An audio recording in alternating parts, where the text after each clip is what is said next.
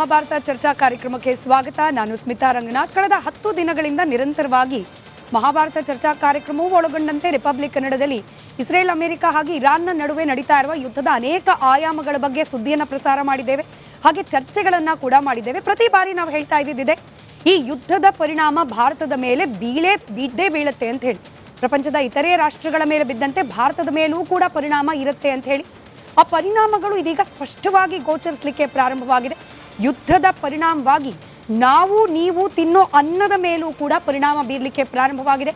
Gas supply chain ಅದರ ಮೇಲೆ ಬಿದ್ದಿರುವ ಪರಿಣಾಮದಿಂದಾಗಿ ಬೆಂಗಳೂರು ಸೇರಿದಂತೆ ರಾಜ್ಯದ ವಿವಿಧ ಜಿಲ್ಲಾ ಕೇಂದ್ರಗಳಲ್ಲಿ ಗೃಹ ಬಳಕೆ ಹಾಗೆ ಹೋಟೆಲ್ಗಳಲ್ಲಿ ಬಳಕೆ ಮಾಡುವಂತಹ ಕಮರ್ಷಿಯಲ್ ಗ್ಯಾಸ್ ಸಿಲಿಂಡರ್ಗಳು ಲಭ್ಯತೆ ಇಲ್ಲದೆ ಜನ ಪರದಾಡುವ ಪರಿಸ್ಥಿತಿ ನಿರ್ಮಾಣ ಆಗಿದೆ. ಈ ವಿಚಾರದಲ್ಲೂ ಕೂಡ ನಮ್ಮ ರಾಜ್ಯ ಹಾಗೆ ದೇಶದಲ್ಲಿ ರಾಜಕೀಯ ಚರ್ಚೆಗಳು. ಕೇಂದ್ರ ಸರ್ಕಾರ ತೆಗೆದುಕೊಂಡ ನಿರ್ಧಾರದಿಂದಾಗಿಯೇ ಈ ರೀತಿಯ ಪರಿಸ್ಥಿತಿ. ಬೆಲೆ ಏರಿಕೆಯೂ ಆಗುತ್ತೆ. ಈಗ ಆಲ್ರೆಡಿ ಗ್ಯಾಸ್ ಆಗಿದೆ, ನಾಳೆ ಪೆಟ್ರೋಲ್ ಡೀಸೆಲ್ದು ಆಗುತ್ತೆ. ಹಾಗೆ ಸ್ಟಾಕ್ ಅವೈಲಬಲ್ ಇಲ್ಲ. ಗ್ರಾಹಕರ ಡಿಮ್ಯಾಂಡ್ಗೆ ತಕ್ಕಷ್ಟು ಗ್ಯಾಸ್ ಹಾಗೆ ಆಯಿಲ್ ಸಪ್ಲೈ ಆಗದೆ ಇರೋದು ಕೂಡ ಕೇಂದ್ರ ಸರ್ಕಾರದ ತಪ್ಪು ನಿರ್ಧಾರದಿಂದ ಅಂತ ಹೇಳಿ ಕೇಂದ್ರದಲ್ಲಿ ವಿರೋಧ ಪಕ್ಷದ ಸ್ಥಾನದಲ್ಲಿರ್ತಕ್ಕಂಥ ಹಾಗೆ ರಾಜ್ಯದಲ್ಲಿ ಆಡಳಿತ ಪಕ್ಷದಲ್ಲಿರ್ತಕ್ಕಂಥ ಕಾಂಗ್ರೆಸ್ನ ಆರೋಪ. ಹೌದಾ, ಇವತ್ತು ನಾವು ಅನುಭವಿಸ್ತಾ ಇರುವ ಗ್ಯಾಸ್ ಹಾಗೆ ಪೆಟ್ರೋಲ್ ಡೀಸೆಲ್ ವಿಚಾರಕ್ಕೆ ಸಂಬಂಧಪಟ್ಟ ಈ ಏರುಪೇರುಗಳಿಗೆ ನೇರವಾಗಿ ಕೇಂದ್ರ ಸರ್ಕಾರವೇ ಕಾರಣವಾ, ಅಥವಾ ಜಾಗತಿಕ ಮಟ್ಟದಲ್ಲಿ ಆಗ್ತಾ ಇರುವ ತಾಪತ್ರಯನ ಇದನ್ನು ಅಡ್ರೆಸ್ ಕೇಂದ್ರ ಸರ್ಕಾರ ಸರಿಯಾಗಿ ಮಾಡ್ತಾ ಇದೆಯಾ? ರಾಜ್ಯ ಸರ್ಕಾರಗಳದ್ದು ಏನು ಪಾತ್ರವೇ ಇರೋದಿಲ್ವಾ ಇದರಲ್ಲಿ? ಈ ಎಲ್ಲ ಪ್ರಶ್ನೆಗಳಿಗೆ ಉತ್ತರವನ್ನ ಕಂಡುಕೊಳ್ಳೋ ಪ್ರಯತ್ನವನ್ನ ಇವತ್ತಿನ ಮಹಾಭಾರತ ಚರ್ಚಾ ಕಾರ್ಯಕ್ರಮದಲ್ಲಿ ಮಾಡ್ತಾ ಹೋಗೋಣ. ಇದ್ರ ಜೊತೆಗೆ ಕೇವಲ ಚರ್ಚೆಯಲ್ಲ, ಇಸ್ ದೇರ್ ಎನಿ ಸೊಲ್ಯೂಷನ್? ಈ ವಿಚಾರಕ್ಕೆ ಏನಾದರೂ ಸೊಲ್ಯೂಷನ್ ಅಂತ ಹೇಳಿ ಕಂಡುಕೊಳ್ಳಿಕ್ಕೆ short term and also long term ಸಾಧ್ಯತೆಗಳಿದೆಯಾ? ಇದರ ಬಗ್ಗೆ ಕೂಡ ಒಂದಷ್ಟು ವಿಚಾರವನ್ನ ಚರ್ಚೆ ಮಾಡೋ ಪ್ರಯತ್ನವನ್ನ ಮಾಡ್ತಾ ಹೋಗೋಣ. ಚರ್ಚೆಯಲ್ಲಿ ಕಾಂಗ್ರೆಸ್ ವಕ್ತಾರರಾದ ಸ್ವಾತಿ ಚಂದ್ರಶೇಖರ್ ಅವರಿದ್ದಾರೆ, ಬಿಜೆಪಿ ವಕ್ತಾರರಾದ ಮೋಹನ್ ವಿಶ್ವ ಅವರಿದ್ದಾರೆ, ಹಾಗೆ ನಿವೃತ್ತ ಕರ್ನಲ್ PV ಹರಿ ಅವರಿದ್ದಾರೆ, ಆರ್ಥಿಕ ತಜ್ಞರಾದ ರುದ್ರಮೂರ್ತಿ ಅವರಿದ್ದಾರೆ. ನಮಸ್ಕಾರ, ಎಲ್ಲರಿಗೂ ಕಾರ್ಯಕ್ರಮಕ್ಕೆ ಸ್ವಾಗತ. Before I get into political debate, ನಾನು PV ಹರಿ ಸರ್ ತಮ್ಮಿಂದಲೇ ಪ್ರಾರಂಭ ಮಾಡಬೇಕು ಚರ್ಚೆಯನ್ನ. ಈ ಹಾರ್ಮೋಸ್ ಸ್ಟ್ರೇಟ್ ಅನ್ನ ಇರಾನ್ ಸದ್ಯಕ್ಕೆ ತನ್ನ ಕಬ್ಜಾದಲ್ಲಿ ಇಟ್ಕೊಂಡಿರೋದು ಇಷ್ಟೆಲ್ಲ ತಾಪತ್ರಯ ಕಾರಣವಾಗ್ತಾ ಇದೆ ಅನ್ನೋದು ಒನ್ ಲೈನ್ ಸ್ಟೇಟ್ಮೆಂಟ್. ಅಮೆರಿಕ ಹೇಳ್ತಾ ಇದೆ, ಈ ಹಡಗುಗಳಿಗೆ ಪ್ರಯಾಣ ಮಾಡ್ಲಿಕ್ಕೆ ಬಿಡದೆ ಹೋದ್ರೆ ವಿ ಹ್ಯಾವ್ ಟು ಅಟ್ಯಾಕ್, ನಾವು ಅಟ್ಯಾಕ್ ಮಾಡಿ ಆದ್ರೂ ಪರವಾಗಿಲ್ಲ, ಈ ಸಂಚಾರವನ್ನ ಸುಗಮ ಮಾಡ್ತೀವಿ ಅಂತ ಹೇಳಿ. ಮತ್ತೊಂದು ಕಡೆ ಇರಾನ್ ಹೇಳ್ತಾ ಇದೆ, ತಾಕತ್ತಿದ್ರೆ ನೀವು ಅಟ್ಯಾಕ್ ಮಾಡಿ ನೋಡಿ, ನಮಗೆ ಪ್ರತ್ಯುತ್ತರ ಕೊಡೋಕೆ ಗೊತ್ತಿದೆ ಅಂತ ಹೇಳಿ. ಏನಾಗ್ಬೋದು ಸರ್ ನಿಜವಾಗ್ಲೂ ಈ ಸ್ಟ್ರೇಟ್ ಆಫ್ ಹಾರ್ಮೋಸ್ ಇದು ಎಷ್ಟು ಪ್ರಮುಖ ಪಾತ್ರ ವಹಿಸ್ತಾ ಇದೆ? ಇದು ಫ್ರೀ ಆಗಬೇಕು ಅಂದ್ರೆ ಏನಾಗಬೇಕು? ಫಸ್ಟ್ಲಿ ಈ ಸ್ಟೇಟ್ ಆಫ್ ಹಾರ್ಮೋಸ್ ಇಂದ ನಮ್ಮ ಇಂಡಿಯಾಕ್ಕೆ as far as we are concern we should talk about our country. ಒಂದು 20% ಅಷ್ಟು ಆಯಿಲ್ ವಿ ಆರ್ ಡಿಪೆಂಡೆನ್ಸಿ ಇದೆ ನಮ್ಮದು. ಬಾಕಿ ರಷ್ಯಾ, ಸೌತ್ ಆಫ್ರಿಕಾ ಅಲ್ಲಿ ಇಲ್ಲೆಲ್ಲ ಬೇರೆ ಕಡೆಯಿಂದ ಬರ್ತಾ ಇದೆ.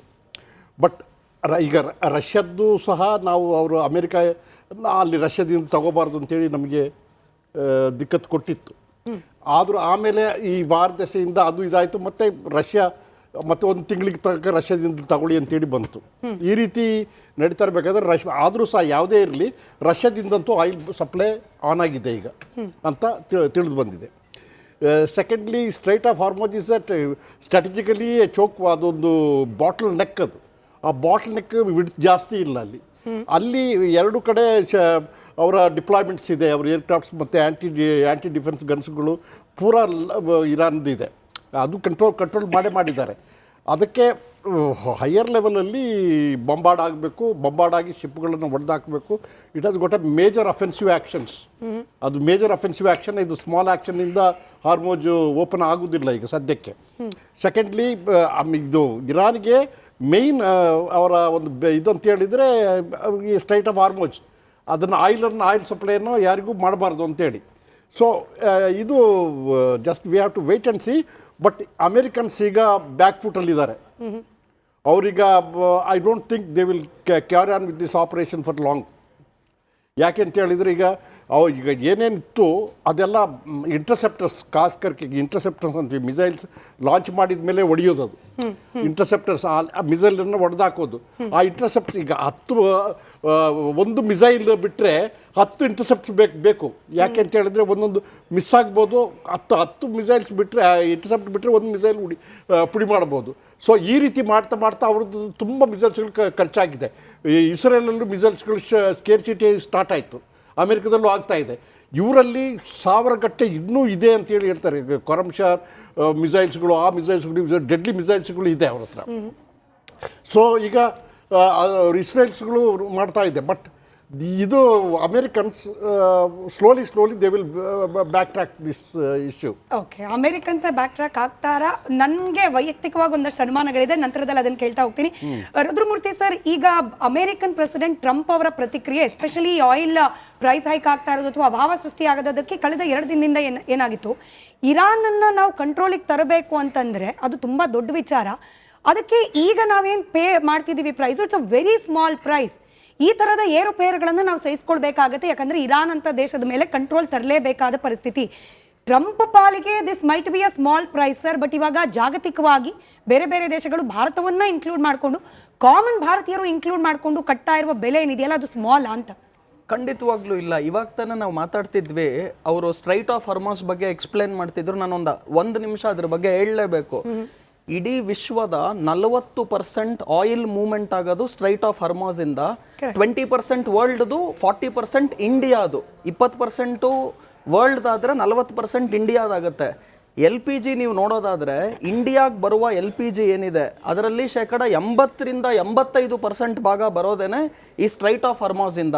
ಈ ಕಾಮನ್ ಮೆನ್ ಏನ್ ಯೋಚನೆ ಮಾಡ್ತಾರೆ, ಇದೇನಿದೆ ಸ್ಟ್ರೈಟ್ ಆಫ್ ಹಾರ್ಮೋಸ್, ಅದಕ್ಕೂ ನಮಗೂ LPG ಈ ಕ್ರೂಡ್ ಆಯಿಲ್ಗೆಲ್ಲ ಏನ್ ಸಂಬಂಧ ಅಂತ. ಈಗೇನಾಗುತ್ತೆ ಅಂದ್ರೆ, ನಾರ್ಮಲಿ ಸಿಂಪಲ್ ಆಗಿ ಹೇಳೋದಕ್ಕೆ, ಒಂದು ನದಿ ಇರುತ್ತೆ, ನೀವು ಈ ಕಡೆಯಿಂದ ಆ ಕಡೆ ಹೋಗೋದಕ್ಕೆ 10 ರೂಪಾಯಿ ತಗೊಂತಾರೆ, 10 ನಿಮಿಷದಲ್ಲಿ ಹೋಗ್ಬಿಡ್ತಾರೆ ಅಂತ ಅನ್ಕೊಳ್ಳಿ. ಈಗ ಆ ನದಿ ನಾನು ಬ್ಲಾಕ್ ಮಾಡಿದ್ರೆ, ನೀವು ಸುತ್ತಾಕೊಂಡು ರೋಡ್ ರೂಟಲ್ಲಿ ಹೋಯ್ತು ಅಂದ್ರೆ, ಅವಾಗ ನೀವು ಅದೇ 10 ನಿಮಿಷದಲ್ಲಿ ನದಿಲಿ 10 ರೂಪಾಯಿಗೆ ಹೋಗುವ ಸಮಯದಲ್ಲಿ ನೀವು 1 ಅವರ್ ತಗೋಬೇಕಾಗತ್ತೆ, 1000 ರೂಪಾಯಿ ಖರ್ಚು ಮಾಡ್ಬೇಕಾಗತ್ತೆ. ಸೊ ಆ ಸಿಂಪಲ್ ತನದಲ್ಲಿ ನಾನು ಹೇಳ್ತಿದ್ದೀನಿ, ಈ ಸ್ಟ್ರೈಟ್ ಆಫ್ ಹಿಂಗೆ ರಸ್ತೆಯಲ್ಲಿ ಬರಕ್ ಇವಾಗ ವ್ಯವಸ್ಥೆ ಕೂಡ ಇಲ್ಲ ಅಂತ. ಖಂಡಿತ ಸ್ಟ್ರೈಟ್ ಆಫ್ ಹಾರ್ಮೋಸ್ ಅಷ್ಟು ಇಂಪಾರ್ಟೆಂಟ್ ಆಗುತ್ತೆ. ಈಗ ಏನಾಗ್ತಾ ಇದೆ ಅಂದ್ರೆ, ಯಾವಾಗ ಇದನ್ನ ಬ್ಲಾಕ್ ಮಾಡಿದ್ರು, ಇಂಡಿಯಾ ಮೈನ್ಲಿ ನಾವೇನು LPG ಅನ್ನ ತಗೊಂತೀವಿ, ಇಂಪೋರ್ಟ್ ಮಾಡ್ತೀವಿ, ಕತಾರ್ ಆಗಿರ್ಬೋದು, ಸೌದಿ ಅರೇಬಿಯಾ ಆಗಿರ್ಬೋದು, ಇಲ್ಲಿಂದ ಬರುವ ಎಲ್ಲ LPGಗೆ ಇವಾಗ ಬ್ಲಾಕ್ ಆಗಿದೆ. ಎರಡನೇದು ಕ್ರೂಡ್ ಆಯಿಲ್ ಕೂಡ, ನಾವೇನು ಇಂಪೋರ್ಟ್ ಮಾಡ್ತೀವಿ ಕ್ರೂಡ್ ಆಯಿಲ್, ಮೈನ್ ಆಗಿ ನಮಗೆ ಬರುವಂತಹ 40% ಕ್ರೂಡ್ ಆಯಿಲ್ ಇಲ್ಲಿಂದನೇ ಬರ್ತಿದೆ.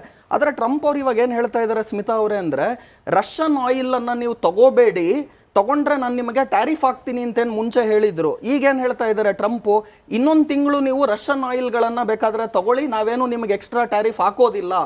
ಒಂದ್ ಕಡೆ ಟ್ರಂಪ್ಗೆ ಅಂತಾರಾಷ್ಟ್ರೀಯ ಮಾರುಕಟ್ಟೆಯಲ್ಲಿ ಕಚ್ಚಾ ತೈಲದ ಬೆಲೆಗಳು ಕಂಟ್ರೋಲ್ ಅಲ್ಲಿ ಇರಬೇಕು ಅಥವಾ ಕೆಳಗಡೆ ಬರಬೇಕು.